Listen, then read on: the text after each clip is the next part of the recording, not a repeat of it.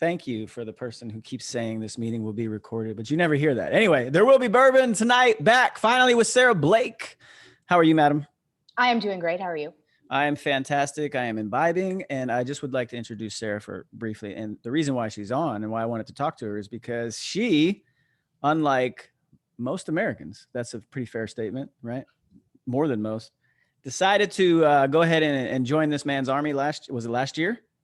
I enlisted in October of last year and I shipped in March of this year. Okay, now the cool thing about this is Sarah is an award-winning journalist, which keeps with the tradition on this little podcast. We only have award-winning journalists. Sarah, I don't know if you know that.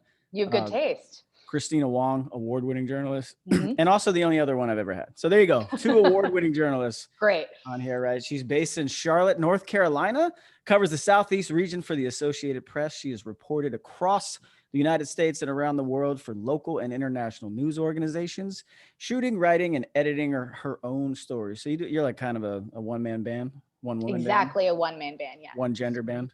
Yes, we call it an MMJ, it's a multimedia journalist. Yeah. Ooh, fancy. Yeah. All right. Now, this is what I need you to help with this because as you've been indoctrinated by now with the Army and the unnecessary amount of acronyms, she won the RTDNAC's 2017 Multimedia Journalist of the Year. What does that mean? It's not really that big of a deal, but it was the Radio and Television Digital News Association of the Carolinas. All right. Well, I never won that. So good for you. Congrats. Thank you. All right. So among other things she's done, she's interviewed politicians, protesters marching through tear gas. I bet that was a hoot. Mothers who've lost children to overdoses and embedded alongside soldiers in South America. Her extensive reporting on the military has led Sarah to her latest challenge. In March of 2021, she enlisted in the U.S. Army Reserve and shipped off to basic combat training at 31 years old. You graduated in June, and then you already ruined it by crossing over to the dark side. I did. I know. I'm sorry to disappoint you. You didn't get to enjoy anything about the core mafia. Technically not yet. I mean, I'm still a specialist until I'm an OC in October. It would be great if you just used your E4 capabilities and just spied on this corps that you're going to enjoy. Great. Yeah. And then when it's time to commission, maybe just be like, you know what? Yeah, go through all of that hell for nothing. Yeah. Hey, I had someone on Twitter tell me that, they were very excited to welcome me in the E4 Mafia. And then when they saw I was going to OCS, they said unfollowed. Well, it's what you deserve. Fair. All right. So let's start with the big stuff. So how did you, you were 31 when this happened. So I assume you're 31, 32. So 32. I turned 32 on the Forge at Leonard Wood. Ooh. So is Fort Leonard Wood where you did your basic training as well? Correct. It's the only place I've never been to. How was it? It sucked. Yeah, that's what I hear. Yeah. That's good. I'm glad it sucked. I don't want you to be like, oh, it's the greatest thing ever. No. Although, yeah. So anyway, let's back up a bit because, it's been so long. So hold on. What will be fueling this discussion tonight since, in honor of Sarah, since she is in North Carolina, have you heard of this? I have not. I'm sure my husband upstairs probably has, though. All right, we'll get him in on this. All right, so it's from North Carolina. It's in Chapel Hill, this distillery. Oh, okay. And this one, I'm not usually a big fan of the stuff that gets finished, but they have a chip of vanilla toasted oak, which is hanging out here in the bottom. That kind of adds a little of the flavor to it, but it's 100% wheat, so it's technically not even bourbon. It's Carolina whiskey. But anyway, North Carolina, North Carolina. I appreciate it. I'm here for you, and everybody else out there watching all around the world. We're pretty big in Israel, I hear on the numbers. Okay. I have no idea. There's probably like 2 people that ever listen. 2 people more than, another podcast. That's great. That is true. All right. So what led you to get into the media world first off? I was raised in a house where the news was always on. And my mom always kept me abreast of political issues. And so much so that I thought that Tom Brokaw was a member of our family because he was on every single night. And I wanted a career that things were different every day. So I went into journalism. I had to apply to 70 TV markets across the country. When I got out of college, I worked at Nordstrom in Tampa while I was waiting for a job. Are you from Florida? I am. Yeah. Okay. I grew up in Tampa. I grew up in Orlando. What up? Oh, okay. Yeah. You didn't go to USF, did you? I did not. Oh, No. all right. So we can. Most of my graduating class went to either USF or UCF. Yeah, So, I went to UCF. Well, yeah. eventually, Okay. well, the second time I went back to school, I did not Okay. originally, but anyway. Okay. Okay, good. Carry on. It's not about you. I mean, actually, it is about you. It's not about me. Just making sure you're not a bull, because. No. Click. Don't worry about that. Yeah. Bye-bye. See ya. Yeah. So I applied to 70 TV stations across the country. It took a few months. I got, I think, 2 offers out of the 70. And Lubbock, Texas called, and I had Nice. to look it up on a map, and the rest is history. I moved out there, and it was probably the best decision I've ever made, was going Wait, to. what was the other one? It was Albany, Georgia. Yeah.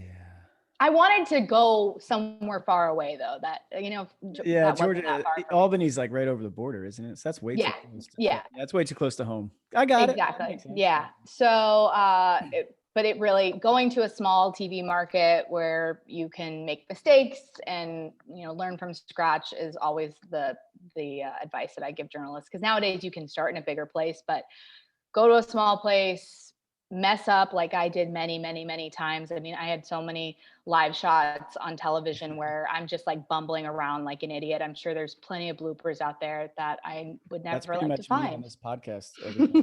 Cheers to that. Hours of this. Yeah.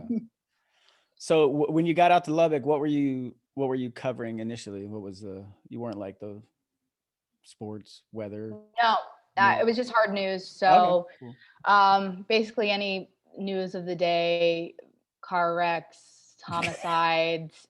I hate to say it, but all bad things usually. Yeah. Dust storms, those were always fun, especially someone from, the East Coast getting their first dust storm. And Lubbock also had some, pretty big national stories in the region that they would let us go to. So, Cool. Some tornadoes in Oklahoma, a lot of experiences that I really learned from and that shaped me as a journalist. So do you have like one big, like, holy shit, this is the one moment from Lubbock I'll always remember, and this is what I tell people about my time there? Or was it just like, Well, I mean, there are so many moments. Did you break anything? Did you like solve a serial killing? Did you, you know what I mean? Like, yeah, I mean, I did a lot of really good stuff there, I will say. My husband is a reporter as well, and he worked for the competing station. That's how it works, isn't it? Yep, we hated each other, absolutely hated each other. We were always the stations competing. Are you two? Well, I hated the station, but in turn, I hated him. Yeah. And I'm not joking. Like, that's marriage perfect. Yes. Yeah. So we'd always be competing on stories, and he would do some really great work. And watch, he's going to like run down the stairs when he hears me say this, because he'll try to correct the record, which is false. His version is false. But I would tell him, hey, that was a really great story, but nobody watched it because my station, KCBD, was dominant number 1. So I was like, too bad, nobody saw it. I mean, we tell the story all the time, but there was the fertilizer plant explosion that made national headlines in West Texas. And that wasn't our market, but we both went out there, and he got like about an hour head start on me on the road. And when I heard he was going, I like flipped out and begged my news director to send me. He sent me. Nick got a flat tire. I like zoomed by. We were dating at this point. I zoomed by him, and he like called me and was like, hey, I got a flat tire. It was the middle of the night. It was like 4 a.m. Got a flat tire. And I was like, oh, I didn't see you. Remember how news cars look. So it's like K-Mac big on the side. And I pretended I didn't to not see see it. It's dark out. Yeah. Crazy. So yeah, lots of those stories. Well, that sucks for him. So, okay. So, all right, let's, this is important. Okay. Who asked who out first? Or did you guys swipe? You weren't swipers? No, right? no. We started dating in 2013. Well, okay. Yeah, we were swipers. 2013, yeah, no. That was early Tinder days. I'm not in Lubbock. It didn't make its way. That makes sense. It was very regional. Very regional. Okay. Yeah. So, it was one of those things where like we hated each other. We hated each other. And then when you're in a small TV market, nobody's there with their families. You're all young. You're right out of college. So everyone goes out to the bars like after the 10 o'clock show. So one night, all the stations were there. We started talking in the parking lot. And this is very morbid, but both of our dads passed away in very tragic circumstances. His dad was a Green Beret and was killed in Afghanistan. My dad died in a plane crash. So that kind of brought us together. Damn. It sounds weird, but that's kind of how we started, like, hey, you're not an asshole. We have a lot in common. Yeah. And the rest is history. Wow, that's crazy. Mm-hmm. And so what did he think when you decided to finally move into the Army? So obviously an Army brat. He wanted to make sure that I knew what I was getting myself into. And I think when I first mentioned it, I just come back from Colombia with the 82nd and on a work trip. And when I first mentioned it, he was like, okay, whatever. And I went to see a recruiter. I just walked in to see a recruiter here in Charlotte, and he kind of blew me off and said, it's impossable to get into OCS and blah, blah, blah. I know exactly why you were blown off. That's exactly it. Yeah, I know. I didn't fill the quota. Nobody wants to do the work on an OCS packet. That's all it is. Yeah, I get that. It's really not that hard. It's actually pretty simple, I think. But anyway. I ended up having a fantastic recruiter somewhere else because that one didn't work out. But after he realized that I had gotten serious about it, he has been so supportive. I think a lot of husbands at this point in our lives would be like, what the hell are you thinking? No. Yeah. But obviously I took a pretty big pay cut, and I left him with all the animals, and he was great. He's got bourbon. He'll be fine. Exactly. Yeah. Okay. So then what propelled you to do that? Was it just being around soldiers, or just seeing the experience, or wanting to have that yourself after finally being exposed to it? Yeah, a little bit of both. A lot of people that I went through basic with, they were like, oh, this is my lifelong dream. I've always wanted to be a soldier. That was not the case for me at all. Same. I've always had the utmost respect for the profession. Obviously being married to a Gold Star kid, my grandfather was a battlefield commissioner in World War II. It was ingrained in me, but it wasn't something that I was ever really interested in. And which brings me back to what I said. That's most Americans. Yeah. And it just is though. No. Mm-hmm. Mainly because physically I didn't think that I would ever be able to cut it. The jury's still out on that one. But I was kind of in this rut at work where my job had become really easy, and it was no fault of my employers. It was all me. Yeah. And I just felt stagnant, and I needed a new challenge. So I went last January, January 2020. No, 2019? No, 2020. You picked a great time to go do it too. Yeah. Well, we'll talk about that in a minute. Yeah. January 2020, I went down to South America with the 82nd. I spent about a week and a half with them there and had the time of my life. And I came back and I was like, maybe I'll do this. And that's when I went and saw the recruiter. What the hell were you guys doing down in South America? Training with the Colombians. Spreading freedom? Something like that. Handing out pocket constitutions? Is that what it was? Something like that. Training with the Colombians. That's cool. That's good stuff. Mm-hmm. All right. Yeah. So now it's January 2020. The world is about to stop. You went and found a recruiter, and the first one blew you off. And then what happened?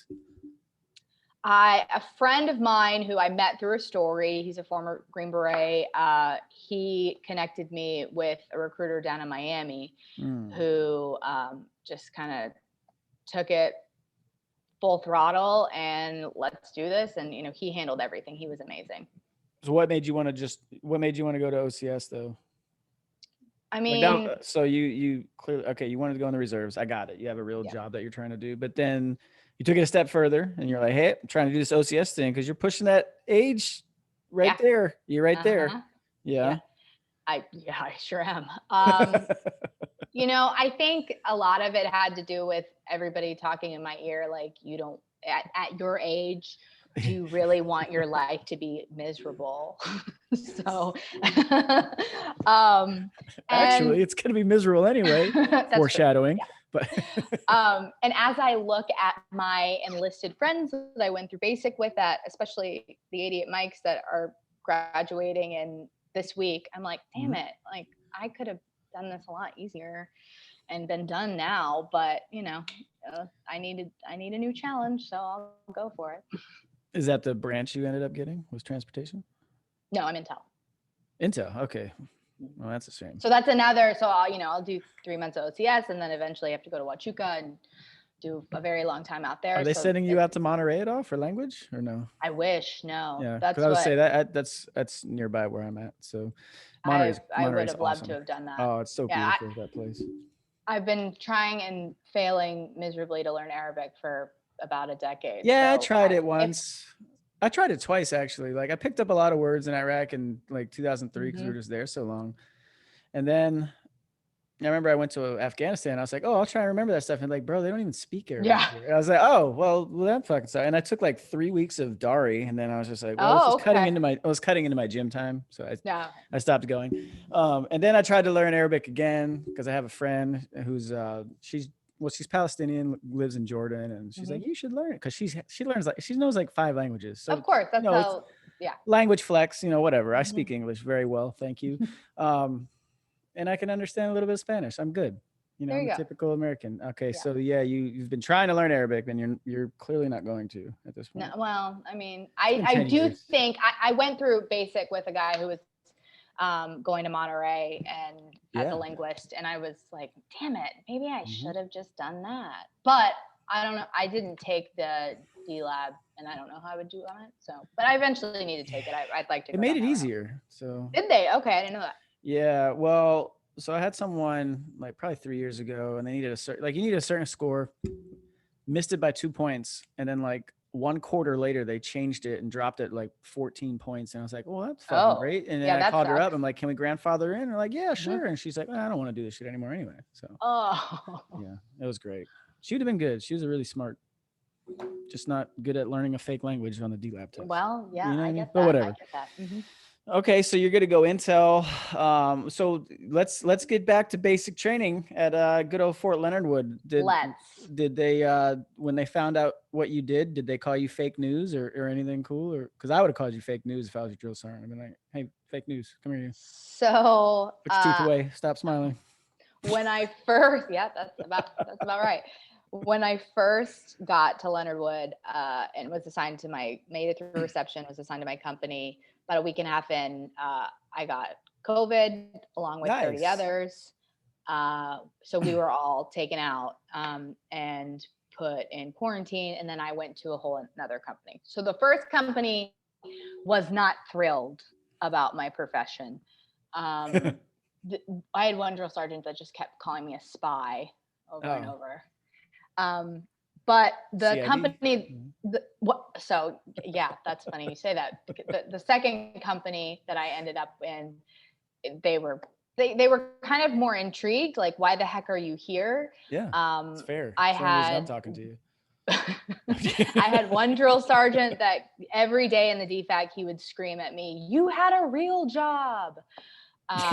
Which, and I would be like, yes, drill sergeant, I did. And I don't still do in the reserves, bro. What up? And in those moments, I was like, I did have a real job. And why the F did I leave it for this bullshit? Fair question. We've all asked it. Fair question. Yep. So yeah, they were intrigued, but very supportive. In fact, our company commander, I haven't started it yet, but I eventually want to write some type of first-person piece about my experiences and more so the people that I went through with. Yeah, that's and good. He was totally on board, was very supportive of that, which I appreciate.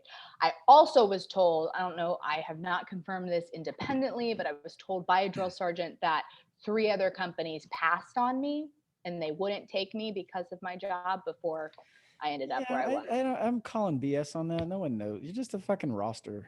That's There's well, no that's like, oh, well, here, let's go. It's not like there's like a private draft. You know what I mean? Like, oh, here. No, we're good. No, we don't want that one. No, I think he just did that to make you feel good or and feel that's bad. One or the what other. Feel I bad or think feel it was. good. Yeah, it was more feel bad. Although I will say, like, the goal from day one was flying under the radar. Like, I Yeah. didn't really want people to know, and I just wanted to blend Yeah. in. That didn't end up working because I Yeah. have a big mouth, but it is what it is. I've been there twice because drill sergeant school is just basic training all over again. You were a drill sergeant? I was. Oh So gosh. yeah. Okay. So when you go to drill sergeant school, it's literally basic training again, same Mhm. order. Except this time you just know it's a game. It's fun. Yeah. Like basic training, you can only do it once. The second time, you're like, I know what this Yeah. means. Yeah. This isn't real. Yeah, it was fun. It was a blast. I loved it. I had good drill sergeants, though. I really That's can't good. complain. Yeah, Leonard Wood is always, from my experience, even because I wasn't there. I was based at Benning, but no, Leonard Wood always has a good reputation. I think. I'm not sure Yeah. why. That's because all those goddamn MPs there. Fucking. I guess, I don't but know. I mean, was I miserable? Yes, but I had a good experience. I'm surprised they didn't send you to Fort Jackson. That's what I expected. I mean, it's an hour and a half down the road. Yeah. Yeah. That's where I went. Very hot. I've heard that it's not so relaxed in Jackson anymore, that it's actually gotten a lot tougher. I think it's just a cool word. Like a Yeah, cool little phrase. that's Sounds fair. cool. Yeah. Like there's nothing for Leonard Wood. There's no like, oh, No. something. Nothing really rhymes with Leonard Wood. I'll work on it. I'll try to come up with Figure something out. Yeah. No, I don't know. Like when I went, I thought I was just like, after a while, once you get used to it, I thought it was fun. It was a blast. And then I heard all my friends who went to Benning. I was like, ooh, that sounds like it sucked. My time did not suck. I enjoyed it. I really did. And then we went, drill sergeant school was at Jackson. And like I said, those were the best 8 weeks of my life. So you bring up mentioning like you're going to write a first person perspective. Me and my buddies have been messing with this because that was 2008. Like those 9 weeks of drill sergeant school were literally the funniest of my life. Really? And we've been trying to write something about it because the way it aligned, like the alphabetism of the alphabetical nature of how we were all in classes and people just knowing each other from previous experiences, like none of it made sense. The stars just aligned and it was hilarious. And we got in so much trouble, but we won like everything. Oh, wow. Okay. Like we won marksmanship, we won PT. Like I won the Commandant's Leadership Award, which really pissed him off because like it came down to like a trick question with like your rear sight aperture and nobody was getting that. And I got it. And I just remember his face in front of it when I answered it correctly. I was like, in my head. But they really did hate us in a great kind of weird way. And then like I've run into so many of those guys around the world as well. Like this dude, Alan, he was a reservist as well. He was a firefighter. He was a first responder on 9/11. And I remember we'd be in formation and he had this like blue bird finger puppet. So anytime like somebody did some blue falcon shit, he would just throw it up. But I ran into him randomly, like at one night out in Midnight Chow in Kabul. And then I ran into him again at Fort Knox, like 2 years later when I was at a course there. I was just like, you'll see this. I mean, if you haven't yet probably, but eventually you're going to run into so many people because the Army's, it looks big, but it's not. Yeah. It's so small. I've heard that. Yeah. I've ran into my drill sergeants in Korea. Everybody I've seen from day one to now, I've crossed paths with at some point. Like you just do. I really hope I don't run into my drill sergeants, but because it's still fresh. Like it's still young. Give it time. Yeah, I went to Missouri this week to shoot a story, and I flew into St. Louis, and that was obviously the first time I had flown into St. Louis since I flew in for basic, and I was like, oh my gosh, like this, it was a little traumatic. Yeah. Are you claiming PTSD already? I said to my husband, I was like, listen, I just had this wave of emotion. And he kind of said that he was like, okay, you're being really dramatic. So what'd you think? You obviously survived basic training. Not that bad, right? No, it wasn't. I had billed because I enlisted in October. So I had, 4 or 5 months to sit and stew and just make it like this bigger beast in my head than it ended up being. It sucked. There were many times that I questioned my decision because I have a really nice life and why did I just give that up? But no, it wasn't that bad. And especially physically, that's what I had been so scared of. Yeah. And I hate to say this, but I wish that it was a little tougher Yeah. physically, Yeah. I because agree. I walked out feeling like, especially for OCS, that I wasn't as prepared as Mhm. I hoped I'd be. I think the worst thing for you, well, so you went during the COVID shit where everything's distance and also how was that? Did you get the, Well, I I'm think trying to that's, imagine you guys did you guys march normally? oh Like, yeah, of course. I mean, I think it was different, like start of the pandemic, but I yeah. went a year after the pandemic started. Oh, that's right. Never mind. I'm Yeah, thinking this January past 20. March. Okay, gotcha. No, no. Yeah, yeah, yeah. And so we obviously had to wear masks all the time, and there were certain things that were different, but I do feel like the drill sergeant's hands were tied in a lot of things, especially with like PT. We weren't, Yeah. they worked us out as much as they could. Yeah. But time constraints and people that, you know, didn't really want to do as much hold you back. There's always one. Yeah. So did you prepare, like, were you an athlete at all? Like, did you have Nope. any athletic back? No, nothing. Don't None. work out. 0. Just, yeah, I just. didn't. No, I didn't. Obviously, when I enlisted, I started. Yeah. And I started running then. I didn't really prepare much strength wise. I mean, I did like Mm. push-ups and sit-ups, but Yeah, that's all you really do. I really like buckled down and started running 4 to 5 times a week. Gross. About 4 months. Yeah, it is gross, but I'm really glad I did that, because gosh, I felt for the people that were falling out left and right. And that would have been me if I wouldn't have done anything. Yeah. So let's talk leg tucks. Let's talk leg Did you guys tucks. just do like familiarization with the ACFT at all, or when you were So there? we did yeah, like let's teach you how to do all Yeah. these events, but it wasn't really teaching. It was Yeah. like, here's a hex bar, figure it out. I'm gonna throw my back out kind of thing, because I had never done it. And then we did 2 actual ACFTs. So the first one I passed because Oh, nice. I did the plank.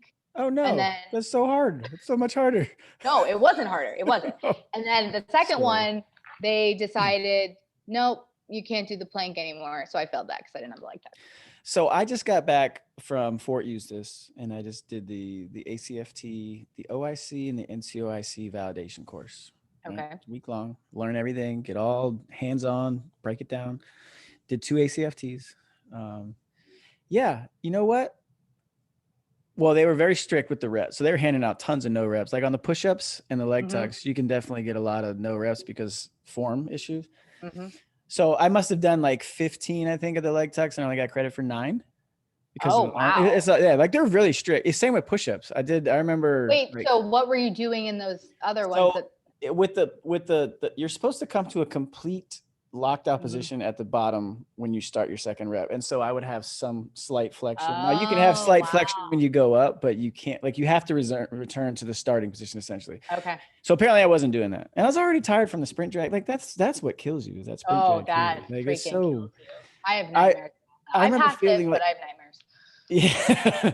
But anyway, and then same with push-ups. I think I felt like I did like 55-ish and I got credit for 43 both times. Wow. Okay. Yeah. So the same thing, like hands not coming back in all the way, your feet starting to slip as you're, it just forms stuff that you can't really, you don't know that you're doing. And if, graders aren't actually paying attention, or if they're not enforcing it, then you can probably get away with stupid stuff. But yeah, listen, I got 28 on my first one, and I promise you, I did not do 28 correct hand release. So see, that's the fun thing about schools, though, is that like schools are kind of like, you'll learn this as you go through. Is like schools are really the time where the grading is the strictest. And I hate to say that why it should be one standard. Well, yeah, there is one standard, but it's selected when it comes to enforcement. And then schools is the only time you can't really screw that up. So, but my thing with that is, once we learn everything, then we have to go and teach it. And then we had to teach the graders who came in after us and validate them. And I demonstrated the plank. No, I can't plank for 2 minutes and 9 seconds. Absolutely not. Absolutely not. I'm a strong individual. There's nothing about me that can do planks. Like by a minute, I was like, I'm good. Let's just drop. Like, it's so much easier to just do the leg tucks. I did it for, I think, like 2:15, and the girl next to me was like at 250. So, but I can't do a leg tuck. I still can't. I'm going to CrossFit now. Yeah, the girl. I hate it, It's but I'm going. Yeah, I've seen your tweets. I hate it. But I said, if I don't walk out of there in 2 months and have my damn leg tuck, I need my money back. You will. So, okay, motivation for you. So 2018 is when the ACFT kind of came about, right? So one of my instructors, Sarn Hawking, what up? She could not do them in 2018. Now she's an instructor and she does 20 like it's nothing. Holy shit. Yeah. Like she's got this technique where it's just like perfectly reloading at the bottom and everything. And she can do fucking 20. And she's trying to go be a drill sergeant. So I was trying to help her with some mentorship with some people I know still at the school. So, but yeah, it can be done. It absolutely can be done. You just, I hate to say this, and most people, if you haven't figured out yet, or you will, like the one thing that people don't really realize the way you can get better at things in the Army is you just do them. You start to get better. Like, it's almost as if people complain about the leg tuck FS. It's like, oh, why can't I get 40 out of 40 on marksmanship? Well, do you shoot?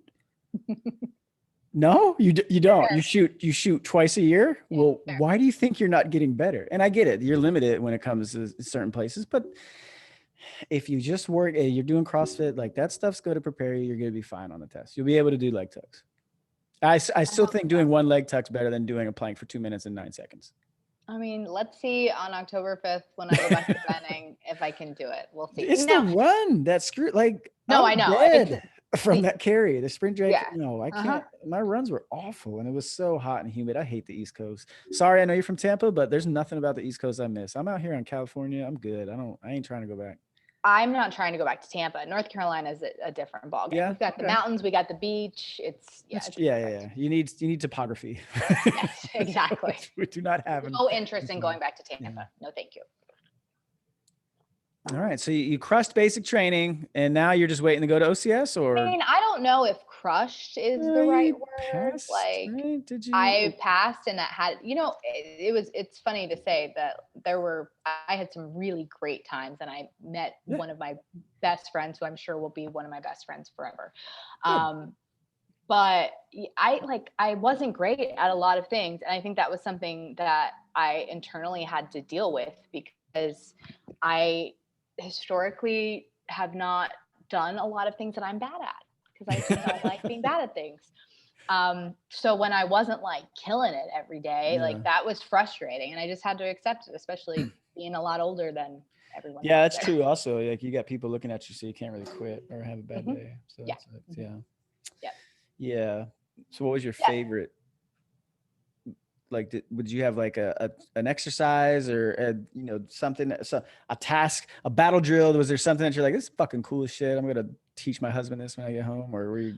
I mean, to be honest, I had the time of my life on the forge. So many people were miserable, and they just wanted to go back, and it was my birthday, and I was being rained on, in the sleeping bag. We didn't have tents. I had the time of my life. And I was like, okay, this is why I joined the Army, to do dumb shit like this. That sucks, but I love it. So yeah, that I'll never forget that. And I mean, everything else, there wasn't one thing, like I never wanted to quit. Okay, I take that back. I did want to quit many Sunday afternoons during area beautification. Yeah, I mean, that you get the option to go to church, you should take it. No, I did go to church in the morning, and then they would save it for the afternoon. But I thought about becoming Mormon for my time there, because their service was like 3 hours, and they got out of it. I became Catholic on deployments just because, they do all kinds of stuff where you get out of church. I really considered it. Yeah, big deployment Catholic. That's me. But those were for some reason I think probably my hardest moments, that like I was like, what am I doing? Yeah, like, if you get time to sit around out of a tire pit for hours, or when our drill sergeants would like take away our indoor privileges, and we would just have to do that all day. That I was like, okay, this is rock bottom. Yeah, anytime like you get left with your thoughts is a bad time in the military. You know, as long as you got something to distract you or something to do, it's not that bad. But Agreed. And we had a lot, I think, especially because of COVID, we had a lot of time that we were yeah, just that probably sucks. left alone to study our blue book. Did you get any type of graduation still, or with the Yeah, we restrictions? did. Okay. Yes. And it was, just started resuming graduations right before I did. So that That's I cool. was very great because when we started, they told us that families wouldn't be allowed. And then in May, they brought that back. So that was a relief that, my mom's overseas. She works for the State Department, but my husband got to come and Oh, cool. yeah. That was So good. you're going to OCS now. So you're going to Benning. I'm going to Benning. Yeah. Benning So is a great place to have a graduation. Just so you know, you're in for a yeah. surprise. Oh yeah, you're gonna have. There's some cool shit. Yeah, it's coming. Okay. Okay. I don't know if I should believe you. You should believe me. I've You been were a there. drill sergeant. I don't know. Been there many times. It's a good time. Yeah. So I went.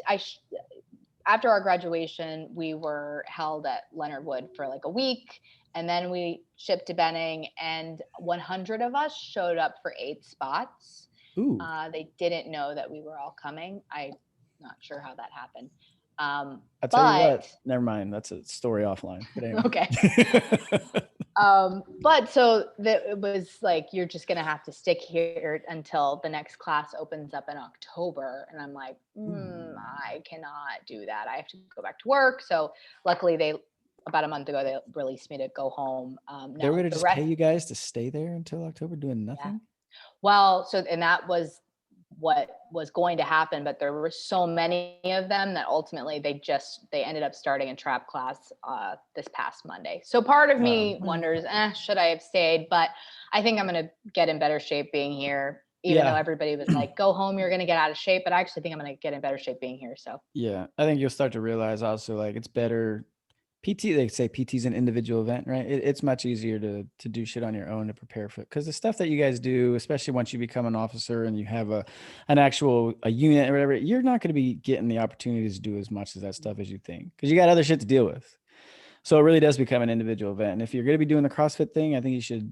That's definitely going to help you. It definitely helps with the ACFT. So for sure, it's fun. It's a good time. Just remember, you still have to run. You don't do enough running in CrossFit, just so you know. I know. Trust me, I've learned the hard way. I used to be able to run. Well, so I've never maxed the PT test. I've gotten 299 twice. Okay. I got like 1320 on the runs back-to-back years when I was the drill sergeant, and the max was like a 1318. So I've never been able to run. I've never been able to max. And now, no. I'm like right in that 75 to 80 points on the run. I'm good. I'm never gonna max it. I'll go get my maxes elsewhere. I can deadlift. That's easy. There you go. Yeah, I can. Well, it can sprint drag pretty fast, and I can throw a ball behind me pretty far. What was your sprint drag time? 144 twice. Yeah, 144. We saw actually female lieutenant. She was like my size. She was big. She was tall. She got a 154. Dang. But couldn't do a leg tuck though. That is crazy. Really is. That's the question. Do you think what's going to happen? Is it going to stick around? Well, oh yeah. Well, so remember Siren Hawken I was telling you about, who couldn't do them either. What she's figured out is that what most women lack when it comes to that is just the upper body strength. Because if you think about the sit-up, there's no difference between the male and the female score for the sit-ups. It's a test of your core and your hip flexors, right? So the women you guys don't have an issue below the waist, or the core. Your core's fine. You can get your legs up. It's just getting that elbow bend, which is what people have to work on. You got to work the biceps. You got to work I always say what I've taught some of my female soldiers now is work on static holds to where you're getting that 90-degree angle with your elbow, and just work on that, because that's going to develop your strength. And then deadlifts are definitely going to help you as well. People think deadlifts are just some evil thing that are going to hurt everybody. I'm like, no, it's going to develop your entire strength, your entire body, and your upper back, and it's going to help you with pulling. It's a pull. Well, what is this? You have to pull yourself to this point and then bring your knees to your elbows, right? So the closer you can get your knees to your elbow, or your elbows to your knees, it's going to make the leg tuck easy. It's not easy. Well, yeah. And I'm glad that I'm doing CrossFit, even though I hate it, because when I first tried to deadlift at basic, I was like, that shouldn't hurt in my lower back, but nobody was telling me what I was doing wrong. So I'm glad that I'm learning those skills somewhat. And in OCS, I mean, obviously they're still not counting the ACFT. I think it goes towards your OML. But but the Well, not run is really what for does. you. You already got your branch, so it doesn't I know. matter. I know. Yeah. Got 'em. Isn't that the great loophole of the reserves? Is you want your branch Yep. guaranteed? Listen, I don't know if I would have done it if I was walking in there having to compete for a slot. That's tough. It That's really really is tough. it's a good loophole to have. I'll tell you that Yep. much. It really is. Yeah, but they kick out people left and right for not having a run time. So I'm trying to alternate now because it's Can you run? I'm almost there. Yeah, I can, but am I at the time yet? It's 4 miles and 36 minutes. 30. Oh, really? Yeah. Oh, Yeah. so it's your standard airborne shuffle. You got this. Well, I'm working on it. Okay. It's a 9-minute mile. You got this. Come on. I can do 3 at a 9-minute mile, but when I So why hit not do 4, 4? that's when I'm working on it. Okay. I'll report back in a couple of months when How my about go Nike 1 training at it, plan. 1 over, 1 at it, and Okay. then, just make Yeah. Easy as that. That's Absolutely. it. Hey, but I went to basic and I think I ran 5 times in that entire What? 12 weeks. Maybe like 8. Why couldn't you guys run? Is it the COVID shit? It really wasn't because of COVID. You're supposed to run I 2 or don't 3 know. times a week. What's the Maybe like 2 weeks we ran twice a week, but mainly it was either 1 or not at all. What? What were you doing? I don't know. Like Sounds we were like doing other PT. Oh, but great. yeah. Oh, Yeah, so see, I do so running's like leg tucks. You know how you get better at running? run. That's it. It's the secret to everything. When I got Repetition. home, I started, like I did a few days where I went to CrossFit and then I ran. And then my knees started hurting like I was like 77. So I'm like, I saw I'm that. That was a unfolding nice tweet. that. Yeah. So we'll see. But yeah, I have to get that time down because that is what they're not cutting for the ACFT, but they will kick you out if you don't have that run time. Have you ran 4 miles yet? Yeah, I can run a lot further than that. I just can't do it in the time, okay?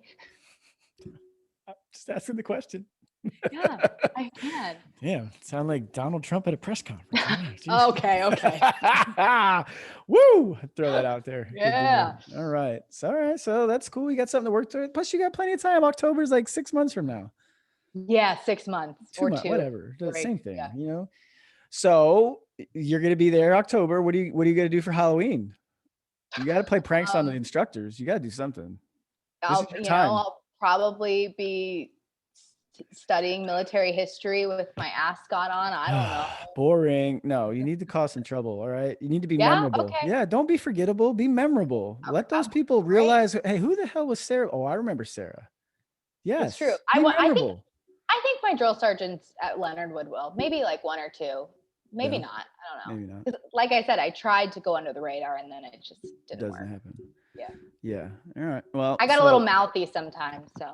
Hey, story of my life. Yeah. Same thing. You're not a Sagittarius, are you? I'm not. I'm a Gemini. Oh, yeah. She's a Gemini. You guys, well, yeah, that makes sense. You guys are like nice and then evil. Yeah. Oh, yeah. Flip like that. Yep. Absolutely. 100%. Yeah, I can see that now. It all makes sense. Interesting. Yeah, there were part of the strange part of basic was drill sergeants being younger than me.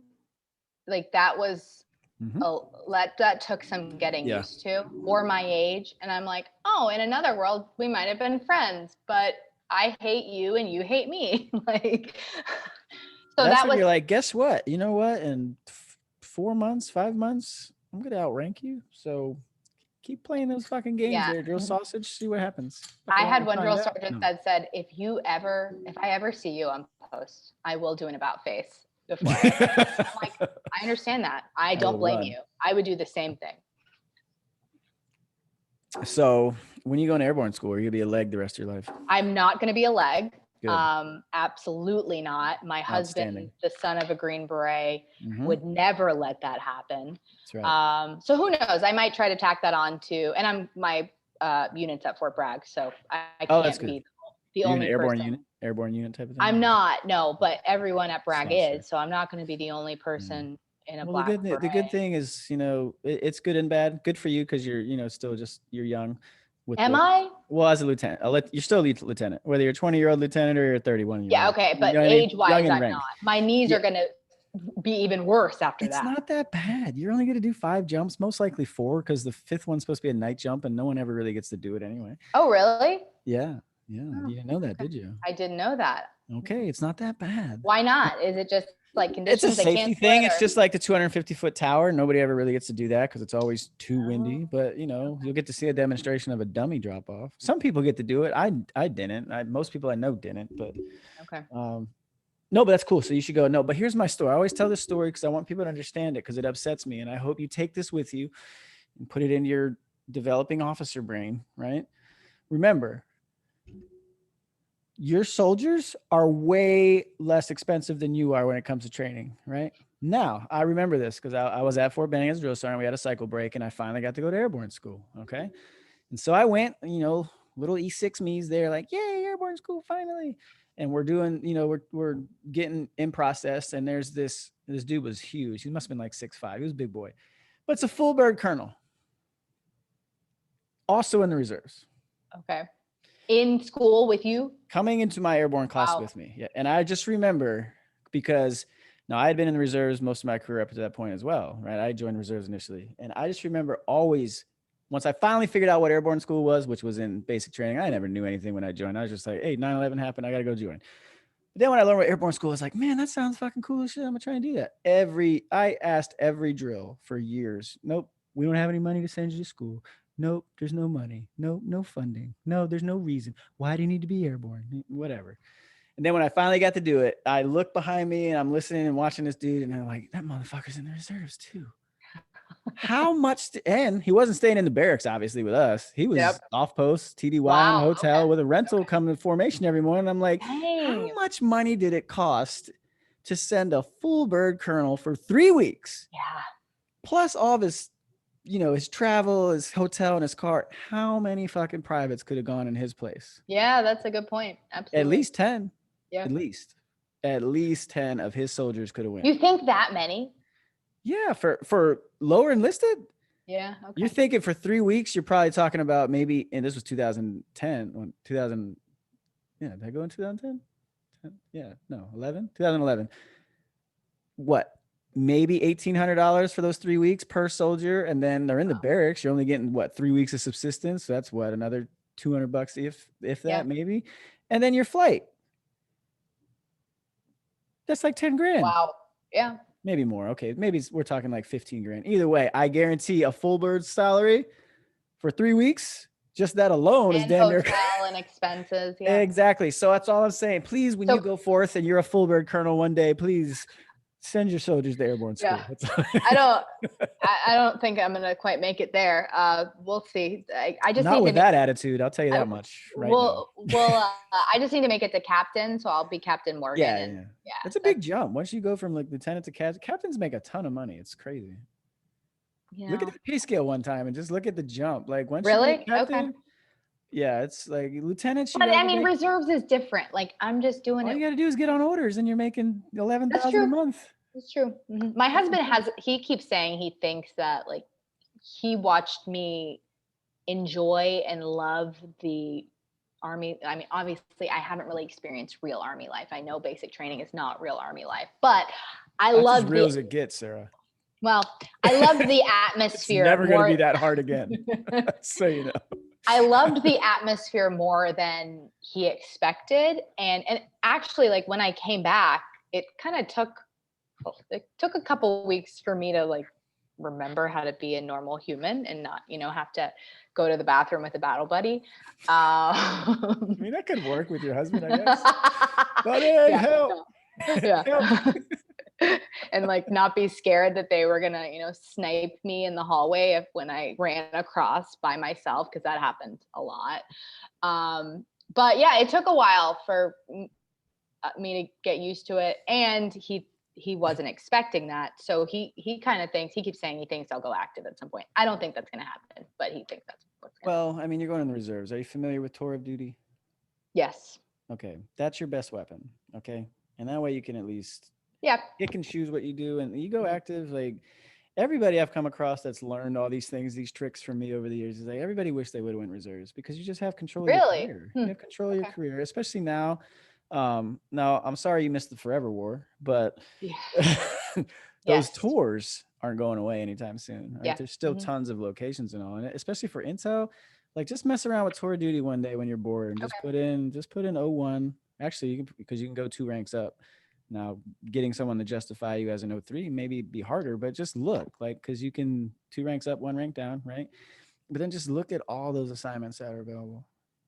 It's Okay. fucking cool. It's cool shit. That's how I did my last deployment as a platoon sergeant Ah. to in 2015.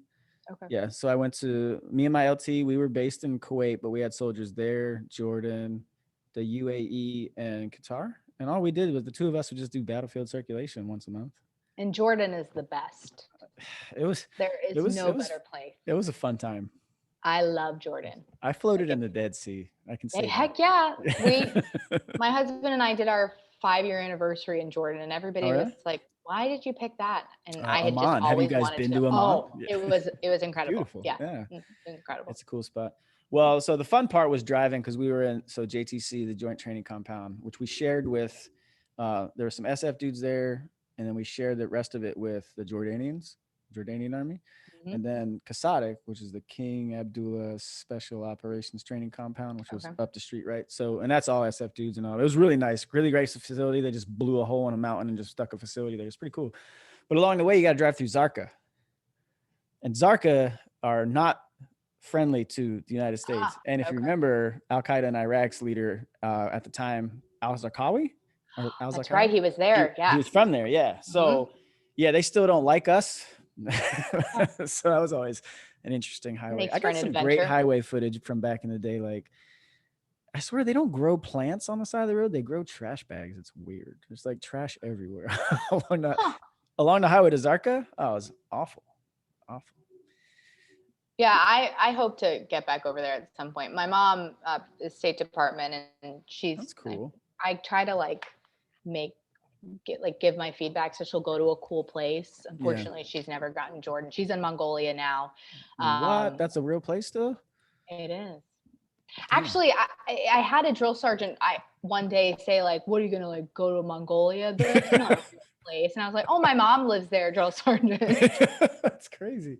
Yeah, because let's look that up. What's your mom like? Does she like it? Does she speak? No, What? she does not No, speak Mongolian. no, not Mongolian. I just assumed you would have some sort of like, I don't know, Eastern language knowledge to be over there. She was in Kabul for 2 years up okay. until last in July. She left a year I ago. liked Kabul, country in East Asia. Hey, and for the embassy, living's nice. So we were in the fuck's the name of it? How have I forgotten this? The damn base in Kabul, right across the street from Resolute Sport. No, that was the mission. The little compound in Kabul. There's the embassies right here. The compound's in an L shape. This is gonna bother me. So now that you're on with me, you're gonna have to help me figure this out. Okay. Okay. Start saying like things that begin with Kabul. Was it? It's not what's Kabul. Connected to the airport, is it? No, that's Kaya, which was like 4 miles down the road. She would always. It's connected to the embassy. She would always just call it RS. No, it wasn't connected. It was on the other side of the street. Oh, the embassy okay. was separate. They had their own little. They don't really let her out much. Kabul Military Training Center that's the base where we went, and I got certified in a range there once. Okay. Oh my God, how do I not know this? This is not good for my memory. So you don't. I should know this too. You should. New Kabul compound, NKC. There we go. The new Kabul compound. Never heard of that. Okay. Oh yeah, so right there in downtown. It was a 3-star billet, so you had it was all senior officers and commands and shit. So, but no, it was cool because so when one cool thing about it comes up to your religious studies that you wanted to do Mormon, right? To get more time off. So what did I do? Well, we ran the Marine Corps Marathon in conjunction with them back in the States. Oh, that's cool. Well, the only reason I did it was to get a day off. Okay. Yeah. And so only person that would run a marathon to get a day off. What? I wasn't getting one any other way. Yeah, okay. 7 a.m. to 9 p.m. every night. So screw that noise. So I was like, hey, I'll run the marathon. And so I'd only ran one other one in my life, and I actually trained for that one. I did not train for this at all. But our compound was like this little L shape, and it was 0.6 miles around, 0.67 miles around, 0.68. So yeah, it was literally 39 laps. And every hour they would just blow the horn and be like, so you just turn around and go a different Oh direction my to kind of break it God. up a That bit. sounds miserable. It was awful. It was like the worst 5.5 hours of my life. It was like an hour. I was like an hour and 50 minutes slower than when I actually trained for it. Well, I mean, Yeah, there's it's not pretty much bad. to look at, not much Got to the day motivate you. off. Got the day off. Actually, the Yeah, scenery is not bad. Like Kabul is a pretty beautiful city, like the surrounding area. yeah, I mean, you've got the I could see mountainscape some there. mountains when I was running, but you know. Did you come across any of the cats in the compound? Honestly, there wasn't a ton of cats I in asked this for a Afghanistan. reason. Oh, yes, there is. There's Not so there. many. No, there was a ton of cats in Kuwait on Airfjan. I have tons of pictures with those little fuckers. So my mom was like, she was one of the top people in the Kabul cat committee, and they would it's insane, but they would take care of, all the embassy cats, which there were dozens and dozens, and she would be taken into the vet when they climbed into barbed wire and got all Aw. cut up. And actually the other day, a Washington Post reporter tweeted out a press conference that was held on the Resolute Support side, and there was a cat that was like wandering around in the video as the official was speaking. And I sent the video. Oh, there's a cat. Here's Oh, our new that's a cute kitten. cat. Yeah, this is Frankie. We just Oh, adopted hello, him a few Frankie. weeks ago. I'm sorry, I just woke you up, buddy. I'm sorry. Oh, Anyway. yeah, he doesn't look thrilled about that. He'll be fine. What's he gonna do? Move out? I mean, he'll be all right. Yeah, that's true. That's true. And so there was a cat like that was as this, press conference is going on, this cat is wandering around, and I sent the video to my mom. I was like, oh mom, I was joking. I was like, do you know this cat? And she said, oh yeah, I know that cat. We put it over on the RS side because he takes care of the mice. And I was like, okay, this is weird, but yep, my mom knows the cat. When she was in Algeria, they called the organization the Diplo Cats. So yeah. Wordplay. Wow. They're very, very very well known on the international cat stage. Yes, yeah, and that led to me adopting a dog from Afghanistan. So she's somewhere. That's pretty cool. I've always wanted to do that. That's actually pretty cool.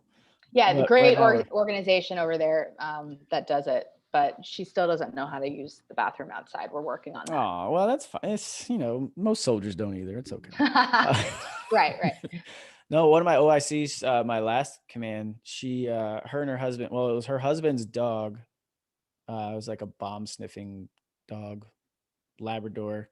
His name was Darko. He just recently passed, but he was so fucking cool. He was screwed up though. He had PTSD hard. The dog did? Yeah. He had like 9 years over there. Oh my gosh. And he finally brought him home. Yeah. So what was funny is, it was funny at the time, maybe a little dicked up now when I look back on it, but Ring doorbell thing and all that stuff had just come out. And she had a camera inside the house, and we would just like at lunchtime, we would get around the camera, and she would, turn it on and be like, Darko. He'd come running. That is kind of dicked up a little bit, but I mean, she thought it was soothing for him to hear her voice. I don't know. Maybe it was. Listen, when I came home from basic, like I was really expecting this moment, like where my dogs. You watched too many videos. Yes. And I was so excited for this video that I would post, my dogs would be, and no, they just kind of were like, hey mom, where have you been? Yeah. What the fuck? Did you bring snacks? Yeah, exactly. Well, that's yeah. It was disappointing. Yeah. Well, maybe you just didn't leave long enough. Maybe that's what it was. I guess I need to leave longer. Yep. And for Nick to take care of all the animals all the time. Yep. Yeah. I mean, well, so how many you got? So we have the Afghan dog. We have a rescue from Texas. There's an Algerian cat on the couch right now. Yeah. And then there's another cat. It's a lot, and he hates the cats, but what? And actually my mom she's saying that she's bringing 2 cats from Mongolia next week. And he says, no, they will go to the shelter. So we'll see who wins that argument. Yeah. Might have to upgrade the house. Maybe put them outside. You got a fence?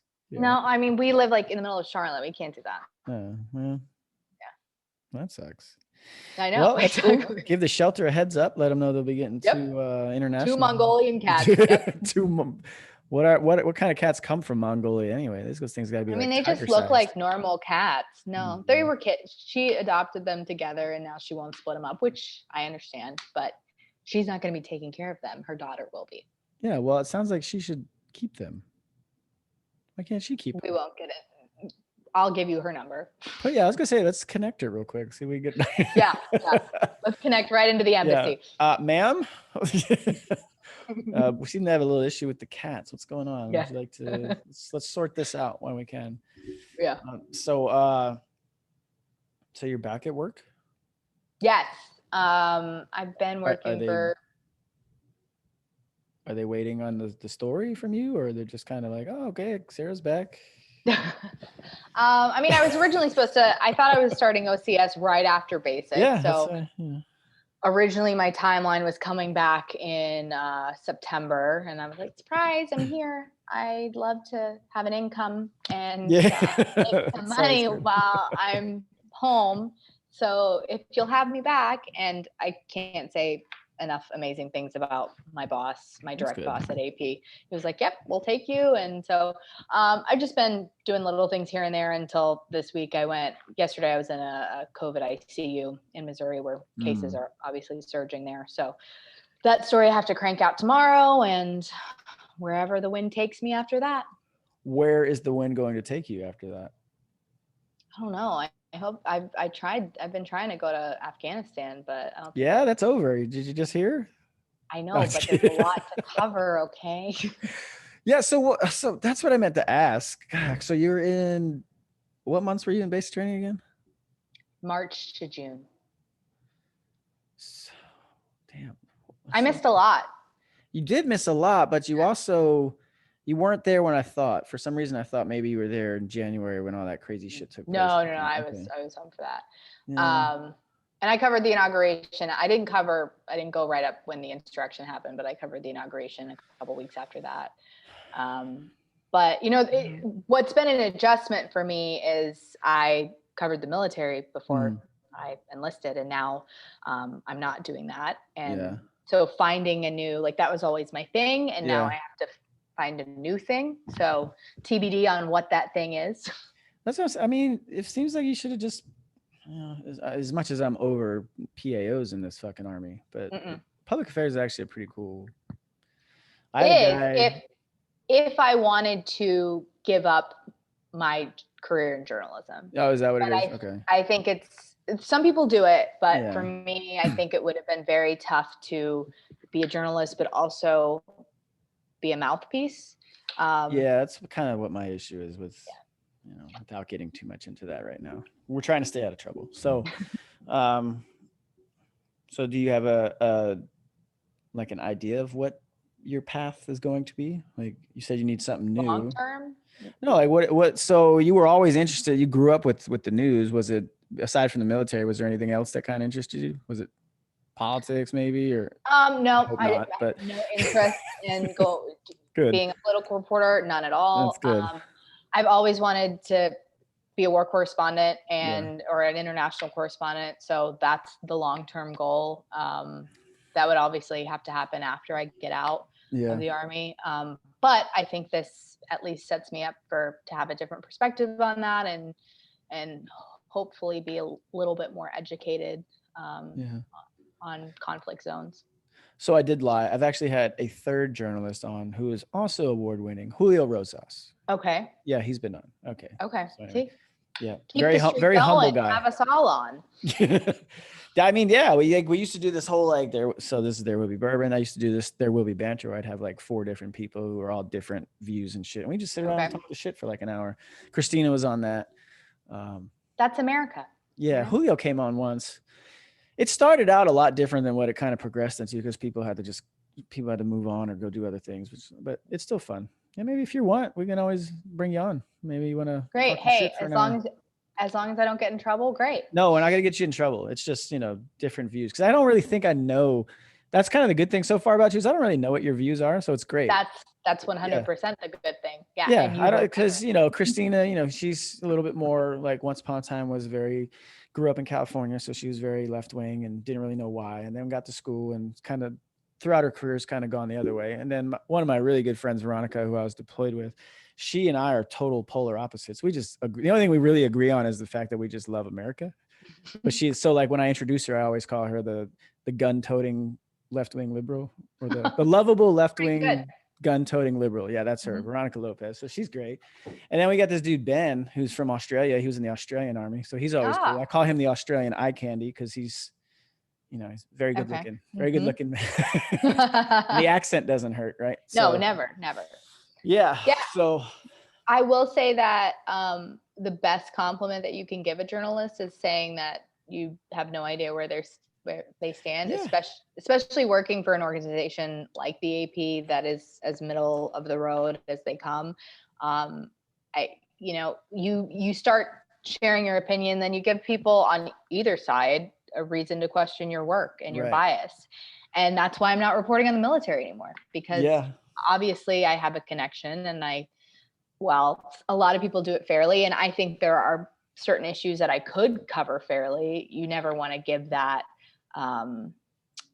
perception like you have a bias. But you notice that is something that's a little bit more prevalent in media now than maybe when you were growing up, or do you think it's just more? Okay. So, and it's, yes, unfortunately, a few outspoken journalists who are sharing their opinion have kind of tainted us all with, we're painted with that broad brush that we're all biased. And we sit around in our news meetings and figure out how we're going to slant a story that day, when in reality, that does not happen at all.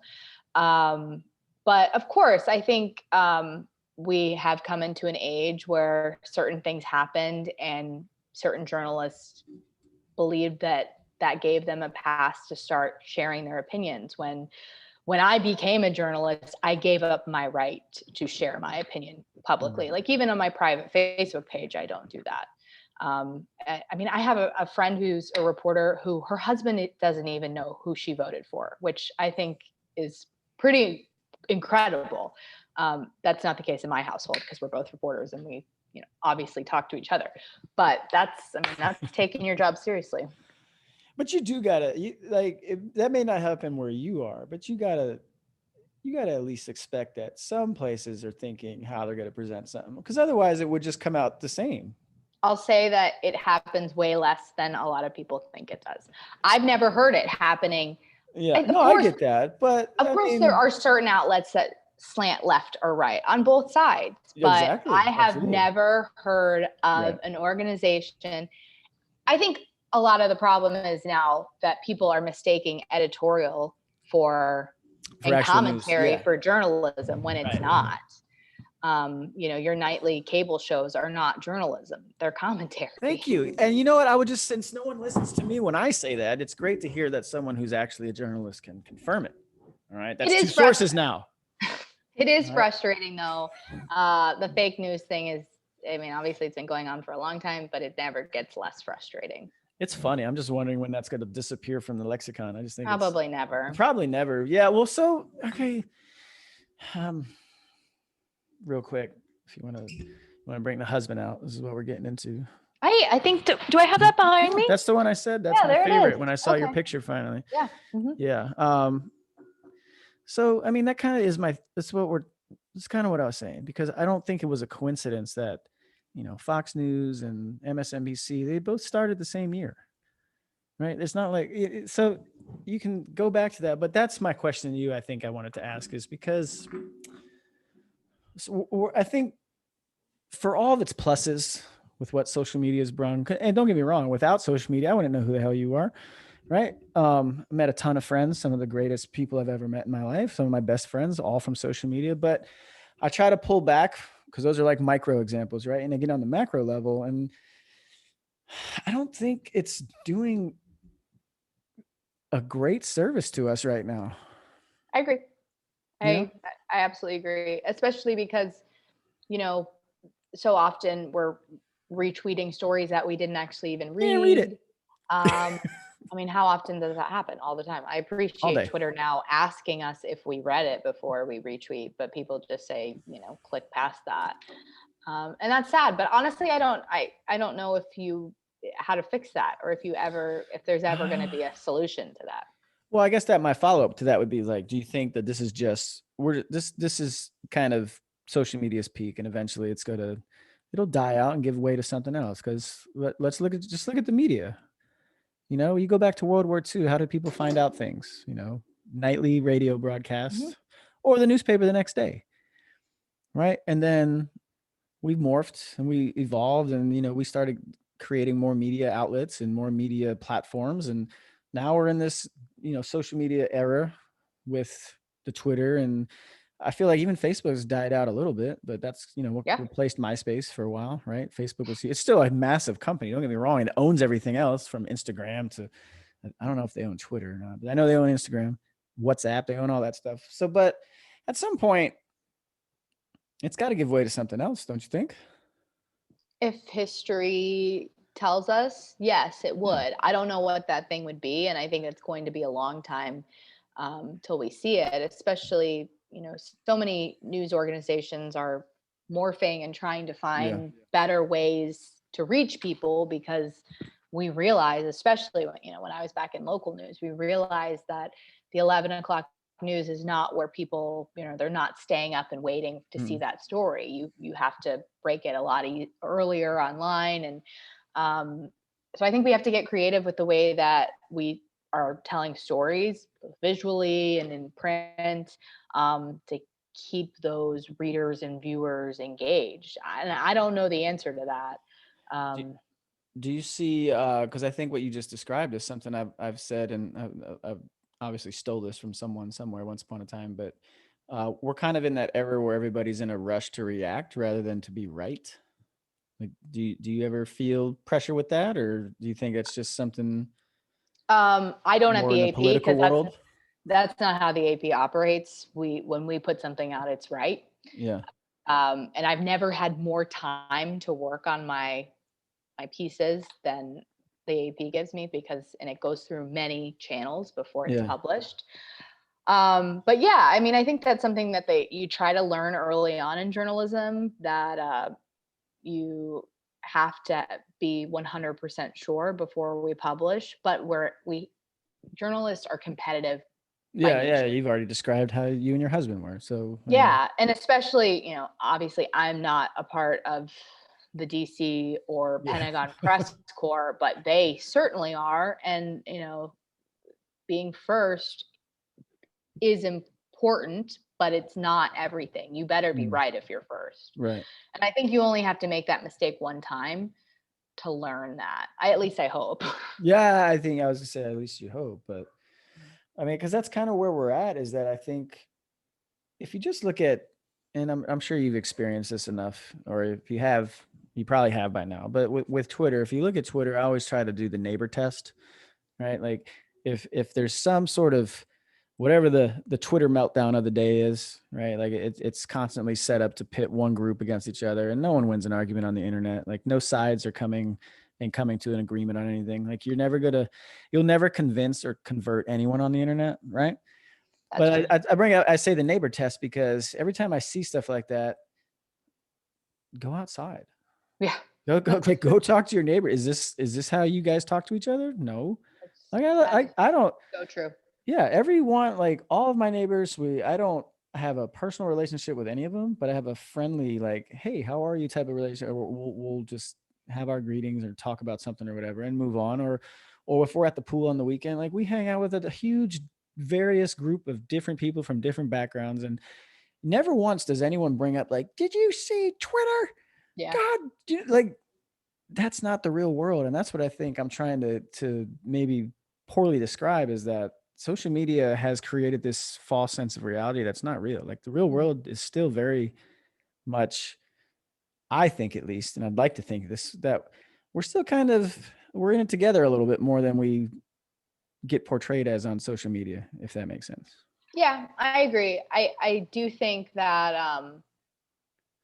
we still struggle more so, this past election than ever before to, if two people disagree, you can still, be family and friends and have an honest conversation and not turn into a screaming match.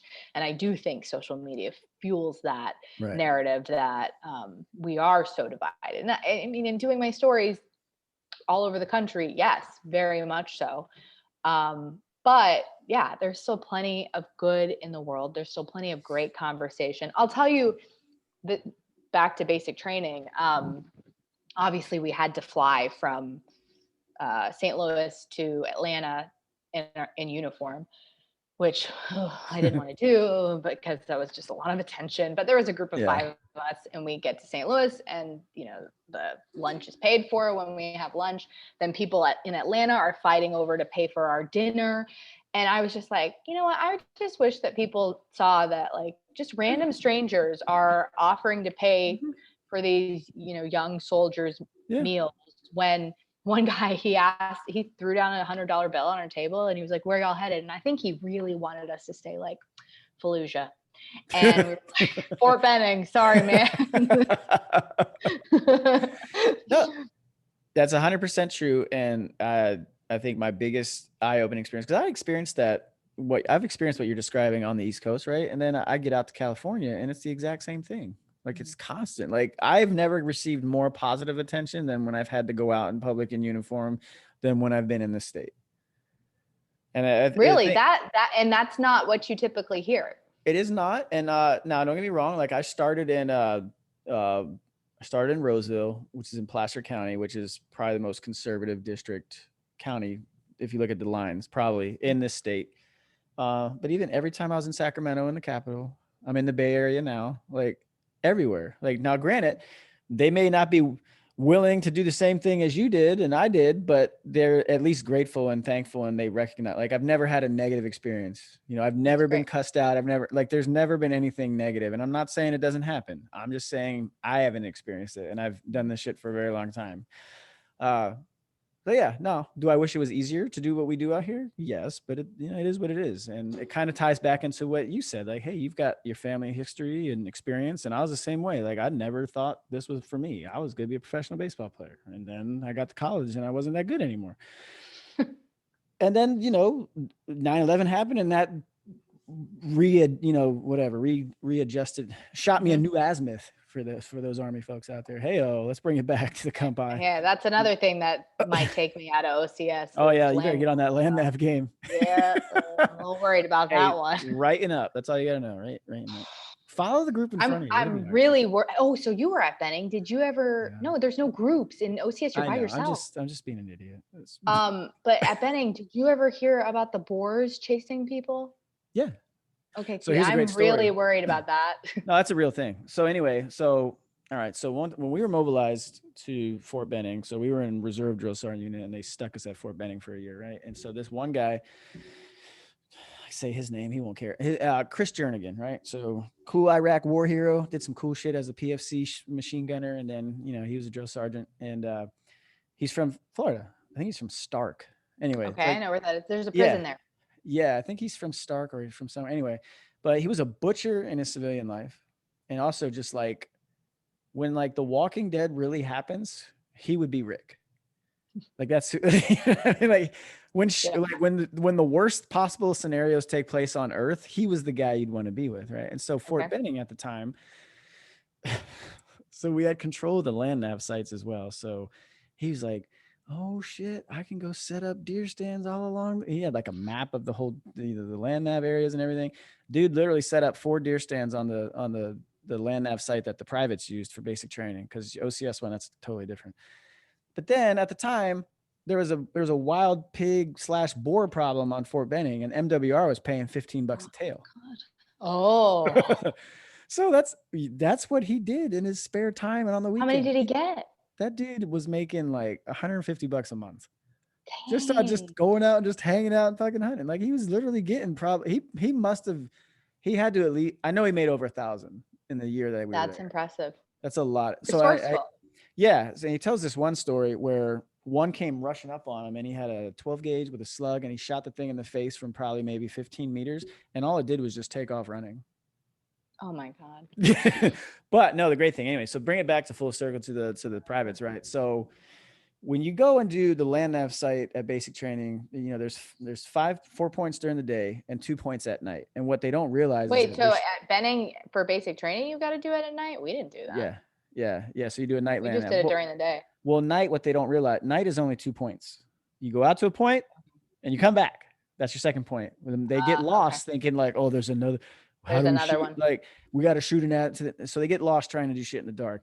And that's when you would always hear the fucking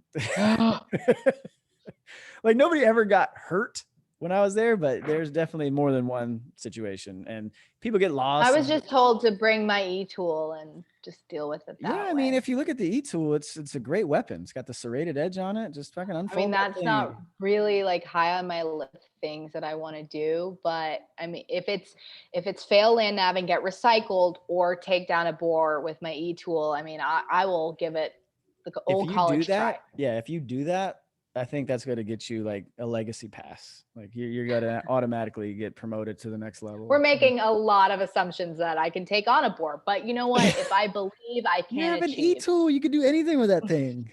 The e-tool is the separator. I'll come back on the show after I graduate, or maybe I don't graduate. We'll see. Either way, you should come back. Tell us all about it. Great. I will. Then you just go hard and be like, yeah, that shit was lame. Or oh God. Then you have to really toe the company line because then you're like, that was my left hand. Yep. Yeah, anyway. Well, does that happen like then or after I come back from Bullock? Like I still got like I've got a long road ahead. You do, and your Bullock's probably pretty long with fucking intel shit. It is, yeah, it is. 5 months. Huachuca. Yeah, which I hear is pretty great. Yeah, it's Arizona. Can't be that. I've got a friend there now for intel school, and he says it's really hard, obviously, but it's kind of like a frat party on the weekends. That's the Army. That's just the Army in general. I don't know if is that like how it is at Benning at OCS? Is it a frat party on the weekends? I don't think so. Well, I was never in OCS, so I don't know. I'll report back on that as well. Yeah, I was gonna say that. Take notes, Yep. I was just gonna say I feel like the Army, the military as a whole, is just a frat party on the weekends. Okay, fair. Yeah. Fair. I mean, you're going in October, like. Yeah, it's football season. Auburn, Alabama. You can go check them out. Benning's only like 45 minutes from Auburn. From Auburn, yeah. Yeah. Mm-hmm. So I'm a Gator, but ooh, go Knights. Did you see we're finally gonna play each other? Not the same. It's not the same. No, we're finally. I know you UCF people have like a chip on your shoulder. Well, no, we're final. No, we just today they just announced we're playing Florida 3 times. Where is it? Well, the first one's in 2024 in Gainesville, and then they don't play again until 2030. And 2033. Okay. Yeah. So, but either way, I think I'll do it. No, it hasn't been the same, but let's be honest. Like the Gators haven't been good in years. You probably weren't even old enough to remember. I was old enough. Absolutely. 96, 2006, 2008. Yes. I remember well. Hang on. I have a cat that wants to be let in. So we're going to. Great. You go let that cat in. Here, cat. Bye. Oh, just stuck. It's got his tail in the door. My bad. It'll buff out. 96, you were like, what, 4? No, I was 7. Oh, my bad. Yeah, and I remember it. I do remember it. That was Danny Werfel, right? Heck yeah, it was in Spurrier. Mm-hmm. Yeah. I'm a Bears fan, so I had Rex Grossman. I remember you and my husband would be tight. He's a Bears fan? Yeah. Oh, I love this guy. I think we should hang. Yeah, I think you should. You can talk. Trying to go to Chicago in September for opening. We went a couple years ago. I had never been. Obviously, like I'm a Panthers fan now, but I grew up with the Bucks, and neither one of those teams has the history that the Bears have. Yeah. And just to be at Soldier Field, even though I'm not a Bears fan, it was really cool. Yeah. I went for the first time 2 or 3 years ago. It was a Thursday night game against the Cowboys when they won. That was so much fun. That was a good time because I hate the fucking Cowboys. So that was double the fun. I'm a wannabe Texan, so I kind of pretend to like the Cowboys. Can you not? No. Can you like you can pretend to like the Texans? Why do you have to pretend to like No, the definitely Cowboys? not. I'm really am like I'm much more of a college fan. I don't really know anything about the NFL. No, that's fine. I mean, I don't think there's a lot of people that do both. I only like I grew up a Michigan fan, but they suck now. And so at least when I went to school and back to school and graduated from UCF, they were getting good. So it was fun. So So they're growing up fun. in Florida, you didn't No, so I choose was between born in New Florida, Jersey. Florida State. No, born in New Jersey, moved to Florida, spent most of my life growing up there. So we didn't really have any Florida or like local loyalties. All my family and friends from up north, they're either all Eagles fans, and I hated the Eagles fans. And so my dad was a Bears fan, so I just went with Okay. dad. Yeah, and then college, no one's a college football fan in the Northeast because it's not Yeah. really big up there, you know. So Mhm. no, I always hated Florida State. Miami, I could Hate. deal with. Never really liked the Gators until recently. Like I don't mind the Gators because I don't think the Gators fans are arrogant idiots, if that makes sense. No, we're not. No. They're like Miami fans are Oh, they're the obnoxious. worst. Like, Yeah. first of all, guys, all of you who are 99.9% of you are fans, I know you didn't go to the school. No, but that's how Florida and Florida State are too. And I'm like, Well, yeah, but not as bad as Miami. Miami's a private school, so yeah, it's like, you okay, know what I that's mean? fair. I mean, it's like Notre Dame, which has always been my number Yeah. 2, 3 team. It kind of goes back and forth between 2 and 3. But my whole life I wanted to go to Florida. Like since I was Did 4 you years old, no, I didn't freaking get in. I didn't have a really? chance in hell. Florida is very difficult to get Wow, into. Yeah. Didn't damn. have a chance in hell of getting in. No.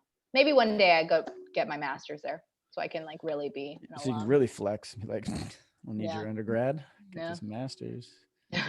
Well, yeah, and I definitely never wanted to go to Florida. Like, if there's any school I really hated, it was Florida State. Yeah, I terrible. just don't like their colors. I don't like. I just never, Hate them. you know. Everything about them, they're terrible. Yeah, I hate the chant. Yeah, I hate the chant. Hate Hate it. that goddamn chant. Yep. Uh-huh. Yeah. Uh-huh. And then, but no, I did get to go to Alabama and Auburn. When we were up there, stationed there. It was 2011, I think. I I just mean, don't. that's a cool game to go Yeah, to. I think it was You the went to year. Alabama versus Auburn? Yeah, it was in Auburn. Yeah, that's cool. It was, yeah, Auburn's a I don't good. remember much of it because, Of course not. Yeah. but I was Auburn will there. do that to you. Yeah, I was there. Jordan Hare. That's right. The stadium. Good. Good. Yeah. Well, you'll have to go. Stadium. You'll be there. Just check it out. Not that they're any Yeah, good anymore. Doesn't really that's true. matter. It That's doesn't true. It doesn't matter. matter. They should I just don't. But go. I honestly, I don't think we get off post passes at all. We You're gonna, might at the end, but it takes a while. are you going to be one of those? One of those what? One of those people who pretends you don't have it off post pass? Get creative. Oh, it's that. See, I don't know these things. I don't know any of this. God, you're gonna get me recycled. Hey, you know, it doesn't matter as long as you graduate eventually. Like no I one cannot cares if you make it the stay. first time. No, I cannot get recycled. I was already in basic training longer than I needed to be because of COVID. No, we're not doing this again. Fine. Do it once. Follow the rules, whatever.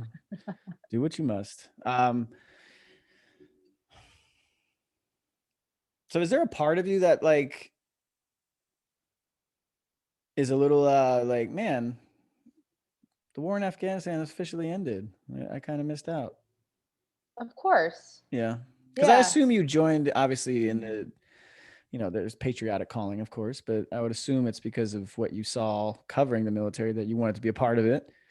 Yeah. Right? And not just be a reserve soldier for the rest of your life. No. And, you Oh know my what I gosh. mean? I mean, I remember being in Colombia and interviewing. That's got to be cool. Yeah, that was a great experience. Yeah. But interviewing, she's now, I think she made staff sergeant. Sarah Sanders, she's a medic in the 82nd. She's incredible. And sitting with her and asking, she hasn't deployed yet, and asking her if she wanted to deploy, and being so surprised when a soldier said, heck yeah, I want to deploy. Yeah. But now I get it. Like, Right. yes, I want to. And how that looks now is, I don't think anyone really knows. We can all guess. But yeah, I'll be first to put my hand up if I can. But yeah, I definitely, I hate that I missed out on it, but I'm not going to get into whether this is a good decision or a bad decision. I think we can be here for hours talking about that. And especially with you know, what happened Yeah, to my with husband. your So, husband's yeah. dad. Yeah. What year was that? If you don't mind. 2005. 2005. And he was a Green Yeah, Beret there in 2005. That's he crazy. was. Yeah. I wonder. Yeah. Yeah. I now the mind's spinning with all the buddies I know. I'm just curious if any of them know him. Yeah, I mean it's crazy how many people we've come across that we were actually there's a pretty incredible producer / reporter at ABC News, James Gordon Meek, who was at Bragg last week, doing a story with some of the families from the Niger attack, and we met at Charlie Mike's. I had never been there before, the Green Beret bar in Fayetteville, and it just, the owner came up and was kind of like brushed us aside because like, oh, more reporters here, and then James Gordon Meek like pointed up on the wall and he was like, no, that's his dad up there. Yeah. And he was like, no shit, like he knew him. And but just how many people like have come out even on social media when Nick talks about his dad and say, oh yeah, I knew Jim. It's pretty incredible. Like Nick has been sent photos that he never saw of his dad over there, and it's cool for him to learn different things and different sides of his dad that he didn't know. What's his name? Jim Oxner. Jim Oxner. Okay. Yeah, James Oxner. James Sergeant Oxner. First Class. Yeah, no, I would assume like the three people I'm thinking of, if I go ask them after this, they probably definitely know of him or know him. Yeah, it was third group. Third group. Okay, yeah, that'd be cool. Because I think was Joe Kent? Joe was third or fifth? I think no, I don't think he was. Well, anyways, I've talked to him. I've interviewed Joe before. Yeah, he's a good I don't dude. think he love that guy. Yeah, Javier Mackey, he might know him. Okay. One of those guys for sure was a third group. But yeah, no, I'll definitely ask James Oxner. Cool. That's crazy. That's because especially that community, it's such a small. Absolutely. And they all are just super connected and nice, and which is why I still don't understand why so many people on Twitter decide to impersonate them. Like, does that happen? Please stay away from the stolen Twitter world. Oh yeah, you don't want to be involved in it. But either way, like the stolen valor shit that goes on, it's usually Green Berets. It's like everyone wants to pretend that they were a Green Beret or a SEAL. It's like, that's pretty cool. I guess I would. Yeah, well, you know what? The people are gonna know if you were. Yeah, that's no one's ever like, yeah, I was a fueler in the Army. I was a shower and laundry specialist. What's up? Because everyone was just like, oh, cool, man, you did your thing. Yeah, but if you're going to be stupid enough to commit stolen valor, you're probably not going to think about these things. Let's be honest. But that's why I don't know. I feel like people should just be better at doing the wrong thing if they're going to do the wrong thing. I don't know. We could talk about that all day. Murderers, everything, right? Yeah, but yeah, for whatever reason, like that's the big thing that people like pretend that they are on social media. It's like, oh yeah, I was Green Beret, and then all it takes is one to be like, oh yeah, no, you weren't. What color was the boathouse behind? And it's just like, ah, fuck. Yeah, that sucks. It does, but you know what? If you just tell the truth. Yep. Like I said, no one ever wants to be a damn shower and laundry specialist. It's cool if you were. Shit. People like, you know what? I never knew what the fuck a shower laundry and specialist was, and I only saw him one time, and that was the first 4 months after the invasion in Iraq, because they set up these massive like water bladders for showers in these shower tents because we didn't have anything.